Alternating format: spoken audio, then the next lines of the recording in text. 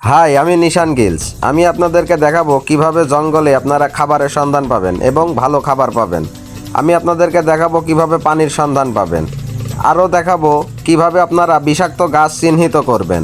আরও দেখাবো কিভাবে আপনারা পাহাড় থেকে নামাচলা করবেন।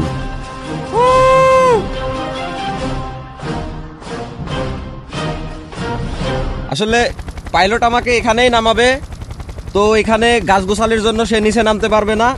এখন পাইলট আমাকে বলছে আপনি এখান থেকে ঝাঁপ মারুন। আসলে এখান থেকে ঝাঁপ মারলে যে কি হবে আমি জানি না। যদি একটুখানি এলোমেলো হয়, পায়ের গোড়ালি তো ভাঙতেই পারে। জীবনে প্রেমও হবে না, বিয়েও হবে না, তারপরেও আমি রিস্ক নেব, কারণ আমি এসেছি সারভাইভে। আর সারভাইভ করতে হলে রিস্ক নেওয়াই লাগে, রিস্ক ছাড়া কোনো কথা হবে না। আমি কি নামতে পারি? হ্যাঁ, আমাকে নামতে বলছে, আমি এবার নেমে পড়বো। এই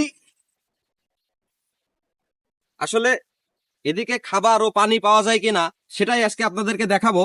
আরে এই যে দেখুন, এই যে এই গাছটা, আসলে এই গাছটা কিন্তু খুবই বিষাক্ত। এই গাছটা এত বিষাক্ত যে এটা গরু ছাগলও খায় না। যদি আপনার বাড়ির আঙানে কানাচে থাকে, অবশ্যই এই গাছটাকে কেটে ফেলবেন। এই গাছটা খুবই বিষাক্ত। আসলে আমি এই গাছের নাম জানি না, দুঃখিত। তবে নাম না জানলেও এটা যে বিষাক্ত আমি এটা তো জানি। তবে এটা যদি আপনার বাড়ির আঙানায় থাকে, আপনারই ক্ষতি, এতে কোনো ভুল নেই। আসুন দেখা যাক। আরে আরে এখানে তো এটা নদী দেখছি। আসলে নদীতে এখনো তো দেখছি কোনো পানি নেই। তার মানে নদীতে যদি আমি নামি, অবশ্যই খাবার ও সন্ধান আমি পেতে পারি। তবে নদীতে নামি, তবে যদি সাপ পোকা থাকে তাহলে তো আমার বিপদ, নিশ্চিত আমি মারা খাবো। যদি সাপ পোকা থাকে, আর সাপ পোকা না থাকলে আমি নিশ্চয়ই অন্য কোনো খাবার পাবো। আসলে এখান থেকে যে খাড়া, তাতে এখান থেকে যদি আমি হুটোপাটা করে নামি, আমি নিশ্চিত মারা খাবো। তাতে আমার হাত পাও ভেঙে যাওয়ার সম্ভাবনা থাকবে। তাই এখান থেকে এমন সিস্টেমে নামবো যেন কোনো সমস্যা না হয়। আপনারাও যদি এরকম বেকায়দায় পড়েন, তাহলে নামার টেকনিকটা আমার থেকে দেখে নিন। এই যে এরকম কাছে কিছু থাকলে এইভাবে এইভাবে করে নামবেন, এইভাবে করে নামবেন। আসলে জায়গাটা মনে হচ্ছে অনেক দূরত্ব, এখনো যে কত দূর আছে বলতে পারছি না। তবে এভাবে নামলে খুব সুবিধা হবে, তাতে আপনারা মারা খাওয়ার হাত থেকে বাঁচবেন। আহ, হুহু, আসলে পাহাড়টা অনেক ঢালু ছিল, নামতে অবশ্য খুব কষ্টই হয়েছে। তারপরেও আমি তো খুব ভালো মতো নামতে পেরেছি। তবে আপনারা জঙ্গলে যেখানেই আটকা পড়বেন, যদি এরকম পাহাড় দেখেন, অবশ্যই খুব সাবধানতার সাথে নামবেন, না হলে মারা খাতে দেরি হবে না। আসুন দেখা যাক কোনো খাবার পাই কিনা। পাহাড় থেকে নামাটা খুবই কষ্টকর। আপনারা যেখানে থেকেই যে কোনো পাহাড় থেকেই নামবেন, খুব সাবধানতার সাথে নামাটাই বেটার হবে। আসলে আমি এত দূর পর্যন্ত চলে এসেছি, আমি এখনো পানীয় জলের সন্ধান করতে পারিনি। এখানে মাটির যে অবস্থা, তাতে এখানে যে কয় বছর পানি পড়েনি এটা আসলে বোঝাও মুশকিল। তবে দেখা যাক সামনে কোনো খাবারও পাই কিনা। আসুন, জঙ্গলে একটা খাবার পাওয়া যায় যেটা ধ্বজা ভাঙ্গা রোগে খুব কাজ করে। আসলে আমার যদিও ধ্বজা ভাঙ্গা নেই, তবুও আমি খাবো, এর জন্যই খাবো যেন আমাকে ধ্বজা ভাঙ্গা আক্রমণ না করতে পারে। আর যাদের ধ্বজা ভাঙ্গা আছে তারা অবশ্যই খাবেন, না হলেই মারা খাবেন। আসুন দেখা যাক। আসলে ওই প্রজাতিগুলা এই সব জঙ্গলেই পাওয়া যায়। আসুন দেখা যাক। এখানে এখানে খোঁজাখুঁজি করলে, একটু খোঁজাখুঁজি করলেই পাওয়া যাবে। এই যে দেখুন, এই যে দেখুন, এই যে এটা, এটা যে সিঁড়ি সিঁড়ি পাতা থাকে, এটা ছোটবেলায়। আসলে এটা অনেক বড় হয়ে গেছে, এটা আসলে তোলা যাবে না, তুললেও খুবই শক্ত হবে। তা দেখা যাক আর ছোট কিছু পাওয়া যায় কিনা। এখানে খুঁজতে হবে, খুঁজলেই ছোটটা পাওয়া যাবে। এই যে দেখুন, এই যে এই গাছটা ছোট, এবং এই গাছটা দেখতেও খুব সুন্দর। আসলে এই গাছটার মূলটা খুব ভালো হবে। এই গাছটার মূল যদি আপনি খান, তাহলে তো আপনার ধ্বজা ভাঙ্গায় আক্রমণ হবেনই না। আর যদি না খান, আক্রমণ হতেও পারে আপনার। তবে এটা যাদের ধ্বজা ভাঙ্গা আছে, তারা যদি খায়, খুবই উপকারী জিনিস। তবে এখন এটাকে আমি তুলবো কি করে? আসলে এটা যদি আপনি ডাইরেক্ট টান দেন, এটা তুলতে পারবেন না। এটা অবশ্যই আপনাকে খুঁড়ে তুলতে হবে, কারণ ভিতরের মূলটা খুবই নরম। হ্যাঁ, এই যে আমি এটা দিয়ে খুঁড়বো এবং আপনাদেরকে তুলে খাওয়া দেখাবো, সাথেই থাকুন। এই যে দেখুন, খোঁড়া হয়ে গেছে। এত দূর খুঁড়ে এবার টান দিলে এটা ওঠার সম্ভাবনা বেশি থাকে। দেখা যাক ওঠে কিনা। এই ওঠো। এই দেখুন, এই যে এটুকু মূল, এটুকু ফেলে দিতে হবে এখান থেকে, এটুকু মূল।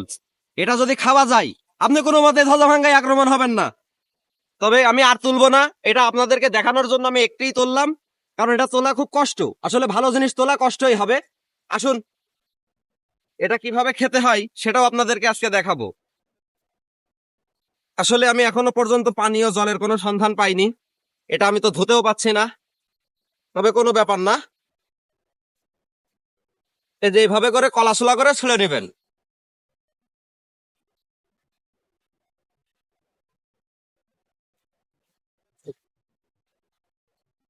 আসলে এটা মোটামুটি সুস্বাদু। আসলে ভালো জিনিস স্বাদ না হলেও কোনো ব্যাপার না,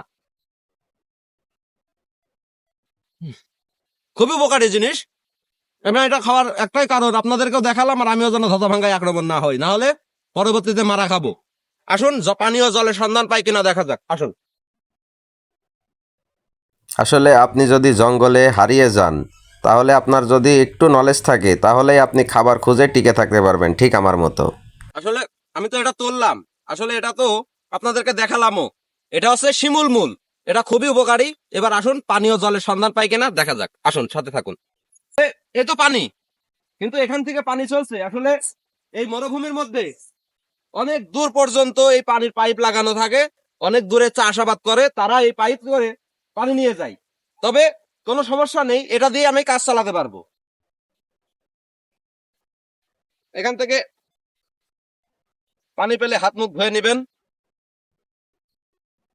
আসলে অনেক দিন ধরেই এসব জায়গায় পানি না থাকলে আদিবাসীরা এই কাজই করে, যে অনেক দূর পর্যন্ত এরকম পাইপ থেকে পানি এনে চাষাবাদ করে, তাদের খুবই কষ্ট হয়। তবে কোনো সমস্যা নেই, যদি এরকম জায়গায় এরকম পানি পান অবশ্যই হাত মুখ ধুয়ে নেবেন, একটু খেয়ে নেবেন। আর যদি বোতল থাকে তাহলে অবশ্যই পানিটা বোতলে ভরে নেবেন। এদেশের আদিবাসীরা যুগ যুগ ধরে ঠিক এভাবেই পানির সংরক্ষণ করে। পাইপ দিয়ে অনেক দূর থেকে পর্যন্ত পানি এনে তাদের চাষাবাদ করে, তারা খুব কষ্টে দিন পার করে। চলুন যাওয়া যাক। আসলে আজকের মতন আমার সারভাইভ শেষ। আমি আপনাদেরকে দেখালাম কিভাবে জঙ্গলের মধ্যে ভালো ঘাস ও খারাপ গাছ আপনি সন্ধান পাবেন। এমন গাছ আছে আপনার জীবন বাঁচাবে, এমন গাছ আছে আপনাকে মেরে দেবে। তো যাই হোক, আজকের মতন আমার সারভাইভ শেষ। তবে আপনারা যদি আমার সাথে থাকেন, এর পরবর্তী থেকে আরো সুন্দর সুন্দর ভিডিও বা আরো এরকম তথ্য আপনাদেরকে দিতে থাকবো। সবাই ভালো থাকবেন, সুস্থ থাকবেন। আসসালামু আলাইকুম।